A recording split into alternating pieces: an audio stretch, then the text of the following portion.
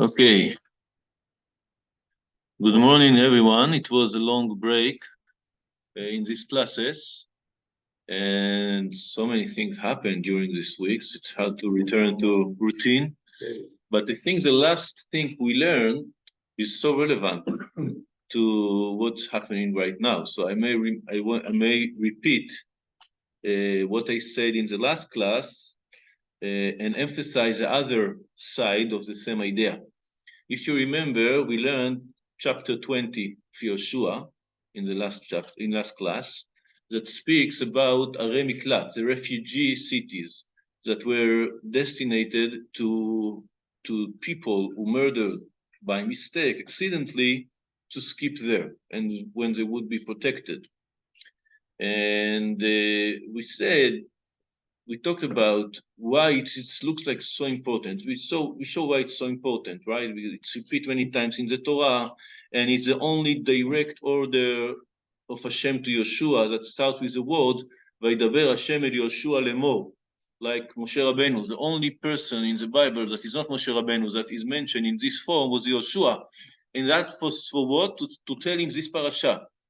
And Chachamim emphasize the fact that this parasha was almost the same words as it says in the Torah, like Yehoshua received part of the Torah. From all the parts of the Torah, Hashem chose this specific topic, to speak with Yehoshua about. And so what is the big deal here? We are talking about several cases of people killing by mistake other people. So the direction that we went, there are maybe other explanations, but what we explain is that maybe it's so important exactly after so many wars. After so many wars, something may happen to your soul, to your character, to your mind, because we are not used to kill people, Baruch Hashem, most of us. And getting used to that, even when it's for a good purpose, like defending your people, finding a place to your people, it can make some damage in the soul. We talked about the fact, without again speak too much what we've already saw, about the fact that David couldn't build the Bet Mikdash because the Tanakh says, Sefer Divrei Yamim, that he had blood on his hands. And we said he didn't have blood on his hands because he liked to kill people, chas v'shalom. We're talking about David HaMelech, one of the most righteous people in the history. He had blood on his hand because he defended Am Israel and Eretz Israel. So it was for a good purpose, not only good, it was a big mitzvah. And also, it was like that. Hashem told him, you won't be the one who will build the temple, the place of peace that came to make the life longer. So we spoke about the effect, the influence that being involved in such actions can make to the person that is destined to do that he meant to do that. It can make some damage. And we should be praying to protect ourselves from this damage. Now, after 7 years of war, maybe that many people would value human life less. That would be the effect. Again, not consciously, not by purpose, but by seeing so much blood, you lose your empathy. You lose a little bit of your sensitivity to see such things. So people that are not so sensitive to human life may cause more cases of accident murder, accident killing. And that's the reason that it was so important to emphasize, after entering the land of Israel, after taking all the land of Israel to our hands, that we should remind, according to our standard, that human life is holy, and it should be our best to be very careful and to try to make our maximum efforts to keep the human life. It was very relevant, for example, all this in the time of the corona, the COVID, that people used to underestimate the risk of themselves hurting other people. How careful I should be not to hurt other people, to put the mask, not to gather in places, to try to obey to the orders of the authority, of the government, about how to be careful. And everybody thinks that he knows better and he shouldn't be so careful. It's many times it was really a question of few seconds of I should be careful, stay with the mask, even though it's a little bit annoying or stuff like that. So this is where our sensitivity to human life was examined, you can say. It was in a test. And this is also the issue here of Miklat exactly on this time, and why the Torah gives so much emphasis on that. You should be careful. You should remember always as a life, even though you have to pass all this stuff, you have to remember what does it mean, human life. Now, from the other side, and this is what maybe I want to emphasize to the light of what's happening in Israel right now. For the other side, you cannot also be too merciful when you have to deal with evil. And for too long, Israel always try to contain, to be careful, and it's a good thing generally. I'm not saying that it's not a good thing generally, but when you're doing that too much, when you're dealing with the pure evil of really, really wicked people, you can cause that they would get the power to do evil. So sometimes being so too soft with evil, make yourself also evil in some way, right? If you are permitting that to happen, if you are not fighting that with all your power, you are permitting this not for bad intentions, because you are so sensitive, it's important for you to keep innocent life, etc. You may allow this to develop and to arrive, and then when it's explode, it can be even worse than what we can imagine, right? Like we just saw. So it's also to be careful of human life. Sometimes it's to be as cruel as you can and as strong as you can in your fight against evil. And this is something that is important to remember right now, I think, in this stage of the war. After that, there's going to be a lot of work to reestablish this sensitivity to human life, and to reestablish the values and the importance that we give to every child, every person, every man, never mind his nation or his beliefs and his faith. It's important, and we will have to work on that. But in this moment, focusing on that would be cruelty to the innocent people that may be hurt from this policy. So I'm just saying there are two sides, and both of them are important. And in each moment, other side should be more emphasized. So this is about what we saw last time. Together, almost always together with the issue of Arei Miklat, the cities of refugees, there is also the issue of the cities for the Levi'im. So as you know, the Levi'im didn't receive part in the land of Israel.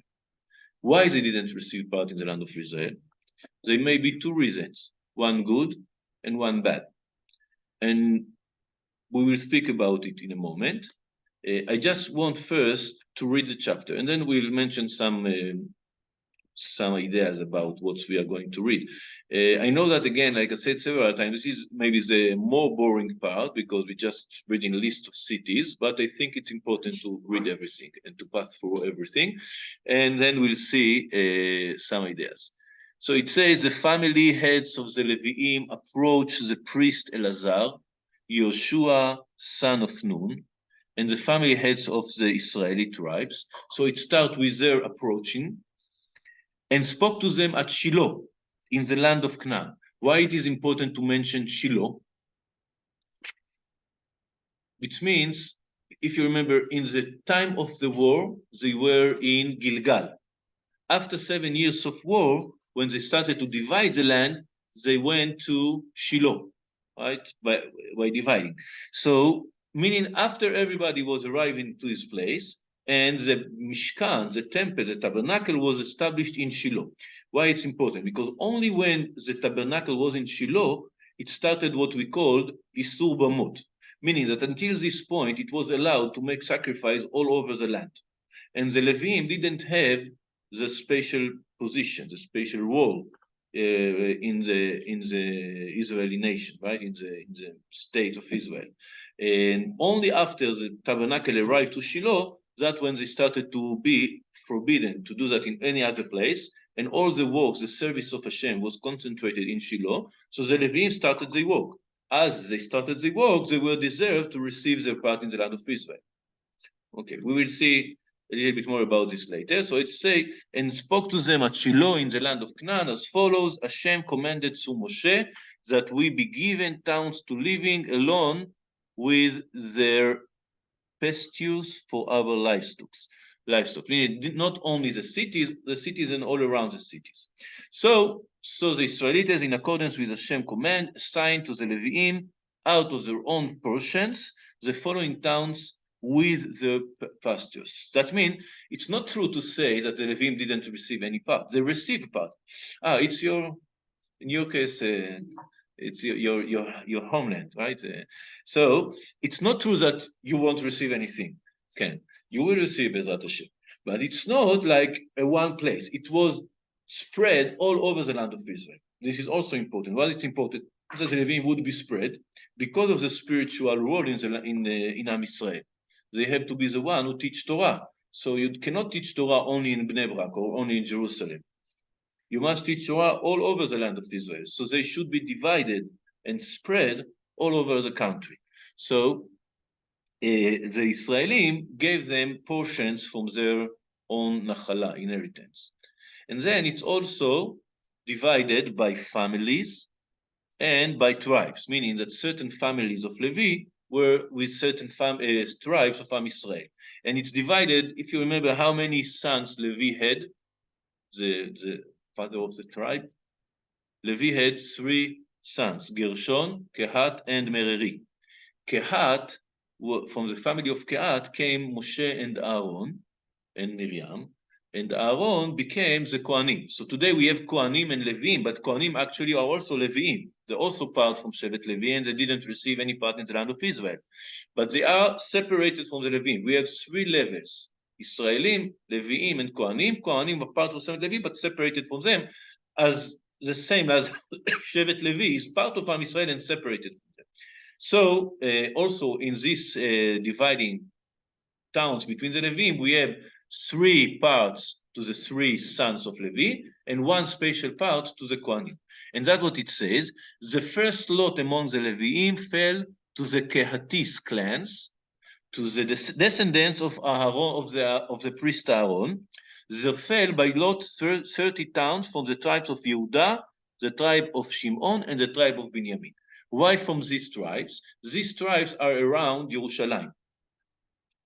Binyamin from the north, Yehuda and Shimon from the south. So the Kohanim should be close to Jerusalem. We said Leviim all over the country, but the Kohanim concentrated around the temple. And to the remaining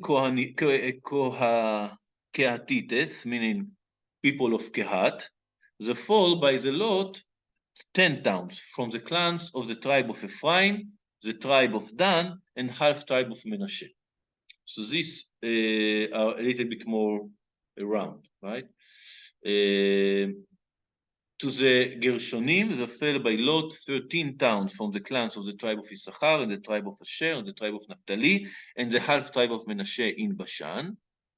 And to the Merari, by their clans, 12 towns from the tribe of Reuven, the tribe of Gad, and the tribe of Zvulun. So in total, we have the Israelites assigned those towns with the pastures by lot to the Leviim as Hashem has commanded through Moshe. So this is generally, and now they are going to see the details. Now I want you to remember what we are going to see later, that Merari, the 3rd family of Reuven, received from 3 tribes: Reuven, Gad, and Zvulun. Right? Reuven and Gad are in the other side of the Yarden, and Zvulun is in this side of the Yarden, but Merari received from these 3 tribes. Later you would understand why I asked you to remember that. Now we start with more details. From the tribe of the Yehuda and the tribe of Shimon were assigned the following towns, which will be listed by name. And they went to the descendants of Aaron among the Kehatim, clans of the Levite, for the first lot had fallen to them. To them were assigned in the hill country of Yehuda, Kiryat Arba, that is Hebron, together with the pastures around it. Araba was the father of the Anakim. So you remember this city? It already was given to someone. Remember who? Caleb. Caleb and Yefuneh received Hebron and received Kiryat Arba because he went there. So it belongs to Caleb or it belongs to the tribe of Levi. It looks like to both of them, meaning that at least some of the tribes weren't only for the Leviim, they were mixed, Leviim and local tribes. That is what it looks here. It says they gave the field and the villages of the town to Caleb, son of Yefuneh, as his holding.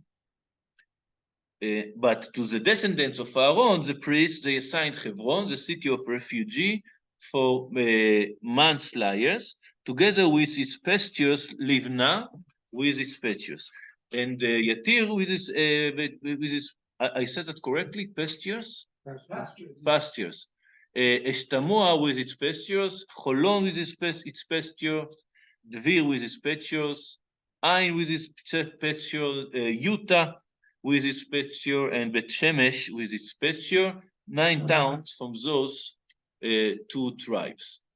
Okay, so there's like a division here between Hebron itself and the round of Hebron. Hebron itself goes to the Kohanim and around Caleb, even though we see that they are quite together.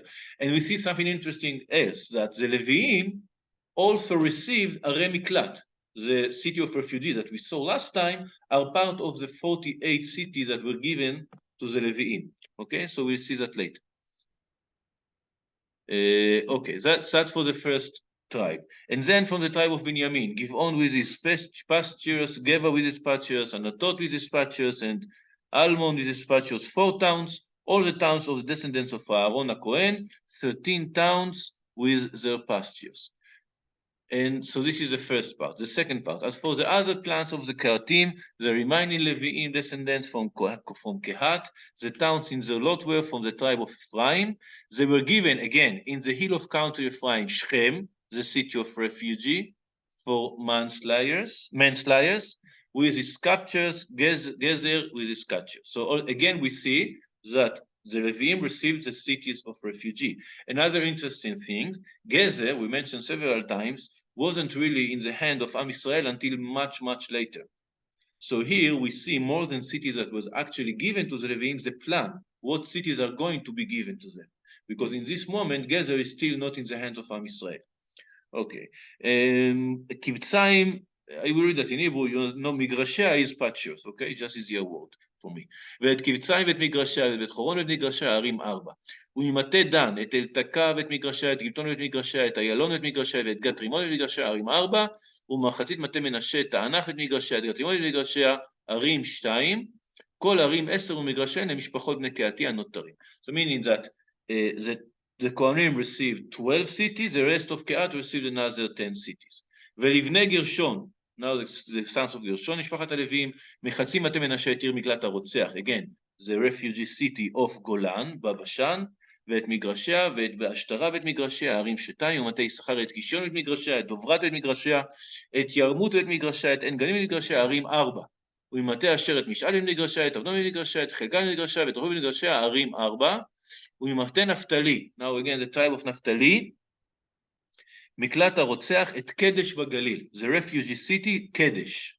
We saw in the map that they were divided in the land of Israel, ואת מגרשיה ואת חמודו ואת מגרשיה ואת גלן, מגרשיה הערים 3, כל ערי הגרשוני למשפחותם 13 עיר ומגרשים. So the family of Gershon received another 13 towns. Now, what I told you before. Remember Merari? Merari received from 3 tribes, Reuven, Gad, and Zvulun. Let's see what it says here. To the remaining Leviim, the clans of the Merari from the tribe of Zvulun, Yokneam with its pasture, Kars with its pasture, Dimna vet Migrashia, Nahal vet Migrashia, Arim Arba, 4 towns. Is it really 4? Let's see. Yokneam, Karta, Dimna, Nahalal. Yes, it's 4. Very good. Now, do you have the Sepharia? Yeah. What do you see here in verse 36? Blank. There's no verse. Where's the verse disappeared? They forgot to write it. Okay. I will talk about it soon. And then it says, ומטה גד את עיר מקלט הרוצח, את רמות בגלעד ואת מגרשיה, ואת מחניים ואת מגרשיה. Another two cities, ואת חשבון ואת מגרשיה, the third one, ואת יעז ואת מגרשיה, כל ערים 4. So 4 towns. How much is 4 and 4? Do you have here a math teachers? 8, right? Let's see the next verse. All the towns that went to the Lord to the Merari, by the clans, the rest of the Levitical clans came to 12 towns. So from now on, you should know that 4 and 4 are 12. So what it looks strange. First of all, why there are 2 verses that are erased, and how 4 and 4 became 12, and where is the tribe of Reuven? We said in the beginning of the chapter that 3 tribes gave the towns to Merari, Reuven, Gad, and Zvulun. And here we read about Reuven, about Zvulun and Gad, and we don't read about Reuven. Where is Reuven? So it looks quite clear that the 2 verses that missing refers to Reuven. So these 2 verses appear in other book, in Sefer Divrei Hayamim. In Sefer Divrei Hayamim, there are another 2 verses in the same context that speaks about 4 towns that were given from Reuven to Merari. So these 4 towns, it's 4 and 4 and 4, it's 12. The big question, and I really don't have a good answer, I will maybe mention some answer, but it's not a good answer. It's the only place that I know in the, I want to add that in the Mefarshim, in the rabbis that wrote about that, they mentioned that there are some old book that there are another 2 verses here in Sefer Yehoshua. So it's the only place in the old Bible that I know that it's not clear if a full verse is written or not written. It's 2 versions of the old books. Do we have these 2 verses here or not? What it looks more logical, it's that these 2 verses weren't written here. And this is from very, very old rabbis. For example, Rav Hai Gaon lived in the times of the Gaonim in the 8th century, or maybe 9th, 10th century, I mean, very long time ago. And he said that these verses don't appear here. They are in the Sefer Divrei Hayamim, in the Chronicle. But it's complete, these 4 cities that are missing here. But it looks clearly that in Sefer Yehoshua, the author, Sefer Yehoshua, the prophet that wrote Sefer Yehoshua, didn't want to mention Reuven in the cities that were given to the Leviim, which is quite strange. Right? I must mention again that I don't know any similar case in the Old Bible. We know exactly what it's written, what's the verses. There are some words that can be replaced, but 2 full verses that are not clear, that are written or not written in a certain place, I don't know any similar case, and we try to explain that again later. From the tribe of Gad, Ramot in Gilad, we say that. So all the cities are 12.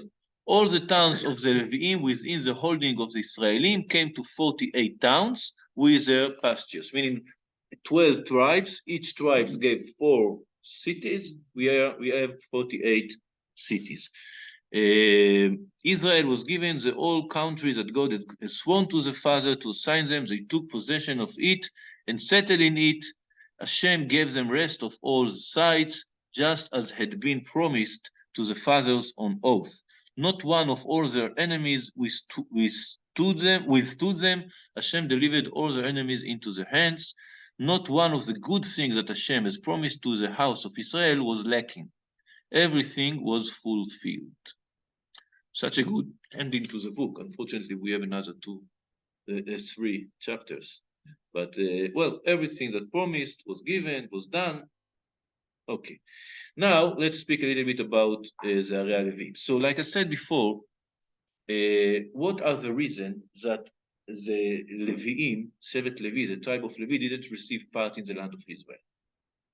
There are 2 reasons that are mentioned. The most famous is because he was destined to work in the temple, so he worked for Am Yisrael, and Am Yisrael give him parts in the rest of Am Yisrael. We can amplify this explanation and says that Shevet Levi had a spiritual role in Am Yisrael. They were the teachers, they were the rabbis, they were those who were sent to the temple to work for Am Yisrael. So the Kohanim especially, but also the Leviim generally, had a spiritual role, and that's why they don't need a real tribe, inheritance, land sown in the land of Israel. And by having this spiritual role, they have to be spread all over Am Israel in order to be able to influence all Am Israel, not only those who live close to Jerusalem. So this is the first explanation. We can say the positive explanation. What is a negative explanation? If you remember, we talked about that when we talked about Shevet Shimon, the tribe of Shimon. Yaakov cursed them because of the case in Shechem. When we return to what we talked about, being human and not killing innocent people, and the case of Shechem is not very clear what is the reason Yaakov was angry with them, but in the end of the story, Yaakov was very mad of them. He said to them, you two together are like a running bull. You are unstoppable, and you are doing horrible things together. I must separate you.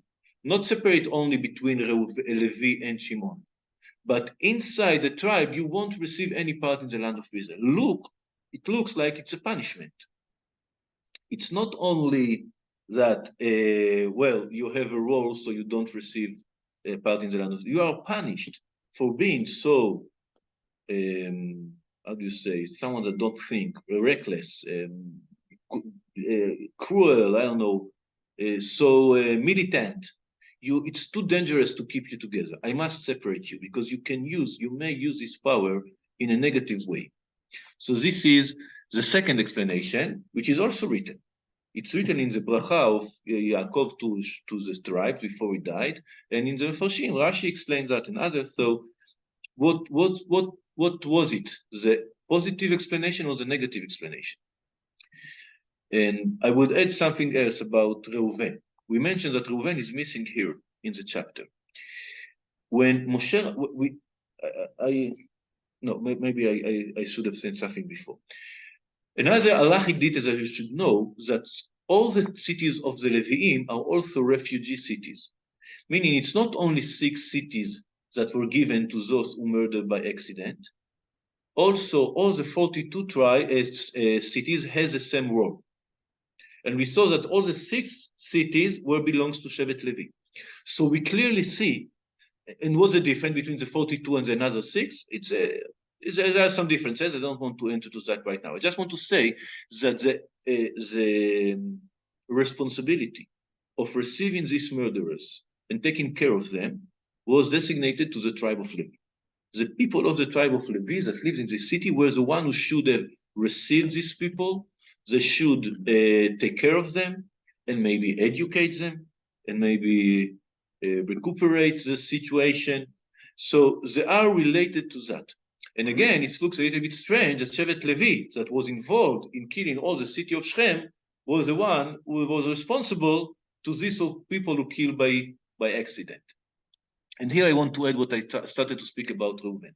We said that there were 6 cities of refugee that were designated in the days of Moshe Rabbeinu. I mean, Moshe Rabbeinu designated 3 in the other side of the Yarden, and in the western side of the Yarden was the other 3. But the 3 that was in the eastern side of the Yarden, Moshe Rabbeinu already did that. Chachamim asked, why did he do that? It's still not validate. It's not working until they get to the other side of the Yarden. They said, no, he wanted to do part of the mitzvah. Even though he couldn't finish the mitzvah, he wanted to start to designate certain cities to that. And who was the first city that was designated? The city from the tribe of Reuven. He was the first one who received the merit to designate a city to the refugee city, to save these people that killed by accident. And Chachamim say, why? What was the reason that he got this merit, this privilege? It's because who was the first one that was trying to save Yosef from killing? It was Reuven. If you remember, we return to this story again. The brothers wanted to kill Yosef. Mostly Shimon and Levi wanted to kill Yosef. And the one who said, let's not kill him, let's throw him to the well for now, and the Torah says that his intention was to save him later, was Reuven. So how you say he was dedicated to save life, he would be the one who will be first to save life after that. So this is, we can say that the cities and the roles of helping these people was designated according to the history, according to the past events in our history. So now returning to that, if we are saying that the tribe of Levi was the one, the right tribe to take care of these people, how can it be that it was the same tribe that was blamed for this cruelty, for this violence with the tribe of Shem? What I think is maybe the solution here, that the tribe of Levi can show you something else. It can show you how to make tshuva and how to take a power that you have, for that you may use it and you use it for negative purposes, and to make it, to turn it to the positive tool for you. So if you want a good example, if these murderers want a good example how to make tshuva, how to improve your ways, how to reestablish your values, the tribe of Levi would be the right solution. He started as the most problematic son of Yaakov, and he finished as the most spiritual tribe in Am Israel. So we can see that this revolution is possible. This change, this transformation is possible. And you can take this power and use it for good purposes. We know that, well, also as an action of, you can say violence, but positive violence, the tribe of Levi was the one that Pinchas came from to kill the other person that did the sin. And the tribe of Levi was the people who killed the people who did the golden calf, meaning they knew how to use this violent talent, let's say, violent talent, or the ability to fight for good positive purposes, but they could also know how to transfer themselves, to have this transformation, to be the spiritual tribe of Am Israel, the leader in spirituality, in the connection with Hashem. So we can see these two things together. The reason that the tribe of Reuven, he started, but he didn't finish, meaning he started to be the one who received the cities of refugee, but he wasn't concluded here. The Torah hide him, or the Tanakh is hiding him, is because Chachamim, or some explanation connected to other case of Reuven. In the case of Korach, the combination again of Shevet Levi, Korach, and Reuven was a negative one. They both together came against Moshe because Reuven wanted to be the first. So if you remember the story, I just remind that in the case of Korach, Korach has aliens from the tribe of Reuven. On Ben Pelet and Datan Aviram, all of them from the tribe of Reuven, and then 250 heads of families from the tribe of Reuven. So all these people from the tribe of Reuven connected with the Leviim formulated or did the first rebel against Moshe Rabbeinu, against the Torah. So again, he from one side he earned his place, and from the other side he lost it after that. So he received the first one, but he didn't receive after that, or at least he was hidden in this case. Well, so maybe this is the explanation. Like I said before, I don't know, I'm not sure. It's look really strange. I didn't find any other better explanation why these two verses are hidden here, but this is what I can say about that. Anyway, just another word about the last verses of this chapter. We talked about it once, but I just want to mention it again.